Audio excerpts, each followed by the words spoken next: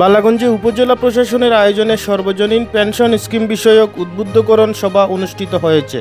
15 মে বুধবার বিকাল 3:30টায় উপজেলা পরিষদ হলরুমে অনুষ্ঠিত সভায় ইউএনও মারিয়া হকের সভাপতিত্বে আলোচনায় অংশ নেন সরকারি বিভিন্ন দফতরের কর্মকর্তা ও সরকারি বেসরকারি বিভিন্ন ব্যাংকের শাখা ব্যবস্থাপকবৃন্দ।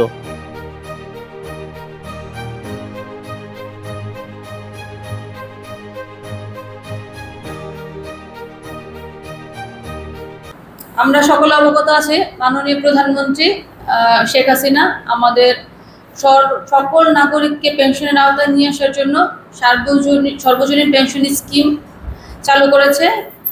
এই উদ্যোগে আমরা বালাগঞ্জে যত কর্মকর্তা কর্মচারী আছি তারা আজকে একত্রিত হয়েছি এবং আমরা আশা করছি বালাগঞ্জবাসীকে আমরা এই মাননীয় প্রধানমন্ত্রীর মহৎ উদ্যোগে আমরা একত্রিত করতে পারবো এবং এই বিষয়ে আমরা আমাদের সর্বোচ্চ চেষ্টা করব। আমরা বালাগঞ্জের সকল নাগরিককে আহ্বান জানাই যত দ্রুত সম্ভব আমরা যেন সকলে সর্বজনীন পেনশন স্কিমে নিজেদেরকে অন্তর্ভুক্ত করি।